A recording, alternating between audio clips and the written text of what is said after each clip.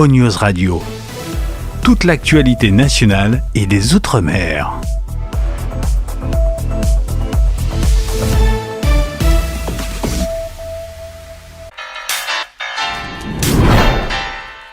RL Location Automobile. Pour toutes vos locations de voitures et utilitaires en Guadeloupe, faites appel à RL Location Automobile. Avec RL Location Automobile, réservez en toute tranquillité 7 jours sur 7, 24 heures sur 24. RL Location vous propose une large gamme de voitures et d'utilitaires au meilleur prix sur le site internet www.rl-location.com. RL Location, c'est aussi l'assistance et la livraison. Pour tout renseignement, contactez-nous au 0590 10 66 87. RL Location Automobile, la location en toute simplicité. Réunion Actualité. Limiter les dégâts et éviter surtout que la liste des victimes de Takata ne se rallonge à La Réunion. Les objectifs de la campagne Stop Drive sont clairs. On fait le point dès le début de ce journal.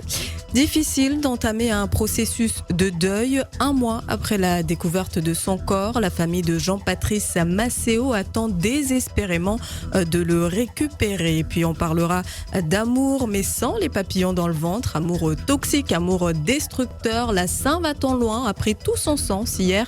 Pour certains, vous l'entendrez. Côté météo, le département sera placé en vigilance jaune, forte pluie et orage. À partir de midi, ça annonce la couleur, même si la matinée reste plutôt ensoleillée. Le bilan pourrait encore s'alourdir si les automobilistes continuent de rouler. À La Réunion, les airbags Takata ont causé la mort de 2 automobilistes, mais de nombreux blessés sont à déplorer, raison pour laquelle une grosse campagne a été lancée. Un plan d'action nommé Stop Drive. Tous les automobilistes concernés par les airbags Takata ne doivent plus du tout reprendre le volant de leur voiture. Philippe-Alexandre Reboa, président du syndicat des importateurs et concessionnaires, est clair sur le sujet.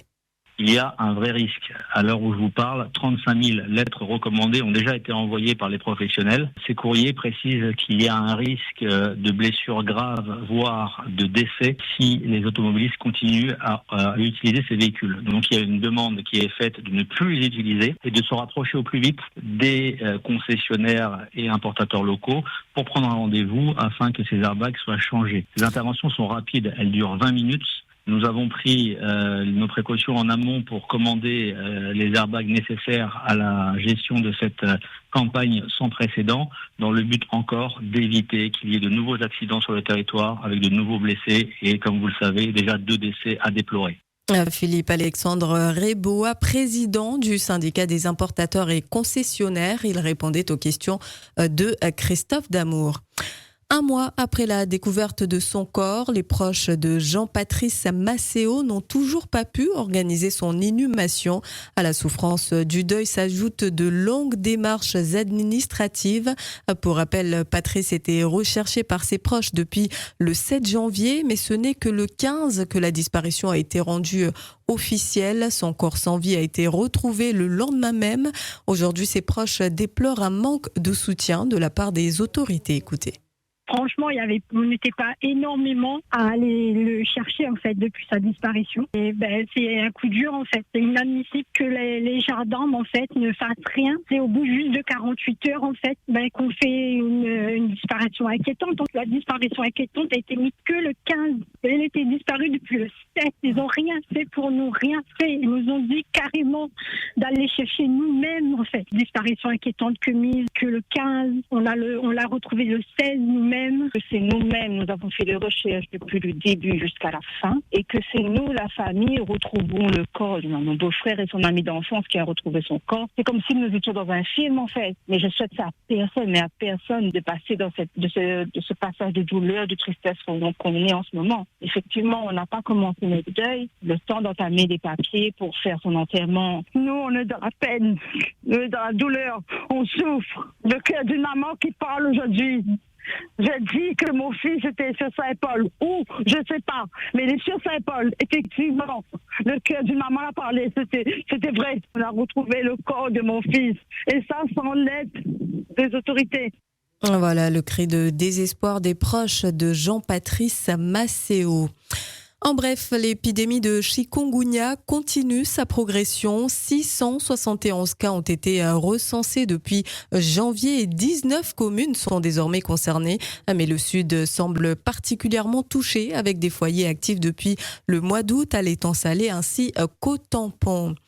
Un témoignage à présent, celui d'une mère de famille désemparée face au harcèlement que subit son adolescente, une collégienne de 14 ans, victime d'insultes depuis plusieurs semaines de la part d'une camarade de classe. Selon elle, l'équipe pédagogique ne prend pas l'affaire au sérieux alors que des violents coups ont été donnés à sa fille au sein même de l'établissement. C'est désemparée qu'elle témoigne. Écoutez. Dès qu'elle arrive au collège, c'est là les angoisses, les crises de panique. S'est fait insulter, s'est fait taper dessus par une autre élève de sa classe. On a déjà porté plainte, elle a eu 15 jours d'ITT, le collège ne bouge pas. Ça continue, tous les jours ça répète, tous les jours c'est la même chose. Au tout début, ils étaient amis. Tout d'un coup, je ne sais pas pour quelle raison, elle a fâché avec ma fille. Et voilà, elle a commencé par harceler une fois, deux fois. À l'intérieur, le rectorat, tout est au courant. Les parents sont jamais convoqués. Pourtant, c'est nous, même là, la CPE vient me retéléphoner pour me dire oui, je suis encore convoquée avec toute l'équipe du collège. Mais pourquoi faire? Lundi, on est parti au collège en urgence parce que notre fille allait mettre fin à sa vie. Freedom, il est 8h passées de 35 minutes après 2 jours d'audience à la cour d'appel de Saint-Denis. Les proches de Kenya devront attendre jusqu'au mois prochain pour connaître le verdict. La décision du tribunal sera rendue le 6 mars. 10 ans de prison ont été requis pour les mineurs lanceurs de galets. Pour rappel, ils avaient été condamnés à 9 ans de prison ferme en première instance après avoir causé la mort de Kenya en septembre 2023. Un habitant sur 10 est concerné par le diabète. La Réunion est la région française la plus touchée par la maladie avec plus de 86 500 personnes diagnostiquées. Des chiffres alarmants qui rappellent que le mode de vie ainsi que le mode de consommation jouent un très grand rôle. Edwige Legac, présidente de l'association diabétique junior, fait le point avec nous. Elle était l'invitée du Face à Face hier. C'est triste de voir ces chiffres-là, c'est malheureux puisque quand on le vit au quotidien et qu'on voit dans la famille qu'il y a autant de personnes diabétiques, je pense que les gens qui m'écoutent doivent avoir le même discours que moi. On est à plus de 86 500 personnes à La Réunion qui sont diabétiques, c'est 10% de la population. C'est juste beaucoup trop. Et on est le premier département en France à avoir autant de personnes diabétiques, en sachant que on est également le département où les personnes diabétiques ont plus de complications. Donc aujourd'hui, on est à 300 décès par an, ce qui est énorme, et on a plus de 4000 nouveaux cas tous les ans. En tout cas, sur les 2 dernières années, c'était plus de 4000. Donc c'est toujours en plus, quoi. À noter que vendredi prochain, un village du diabète verra le jour à la Nordève à Saint-Denis, un événement qui vise à informer, sensibiliser et accompagner les patients, leurs proches, ainsi que les professionnels de santé. Un mot de sport et on va parler course à la voile. Les entraînements se poursuivent pour l'équipage Freedom en vue du Globe 40. Le départ sera donné dans 7 mois, exactement en septembre. Un tour du monde en mer, ça se prépare et Thibault Lefebvre en a bien conscience. Tous les vendredis, il s'entraîne à bord du bateau Ginette, le petit frère du bateau Freedom. C'est un excellent entraînement dans le petit temps. Et on essaye de jouer justement avec le vent pour faire avancer au mieux le bateau Ginette. Et c'est exactement aussi ce qu'on va avoir. Des fois, on aura des conditions pareilles. Donc, il faut apprendre justement dans des petits temps comme ça à rester avec le spi gonflé, à jouer avec les voiles, être au taquet sur les réglages pour faire avancer au mieux. Je m'entraîne tous les vendredis pour le Globe 40 justement sur le petit frère du bateau Freedom, alias Ginette. On se bagarre parce qu'il y a peu d'air. Donc, on essaye de faire gonfler ce spi Freedom qui vient d'arriver, c'est un tout nouveau spi sur le bateau Ginette. Il fait chaud, mais il va faire aussi très très chaud sur le Globe 40, donc c'est un bon entraînement. Et le départ du Globe 40, ça sera en septembre 2025, septembre prochain donc. L'amour peut parfois faire mal, l'amour peut être destructeur et ça laisse des traces quand une histoire finit mal. Refaire confiance peut être compliqué. À l'occasion de la Saint-Valentin, certains ont tenu à témoigner de leur vécu sur nos ondes.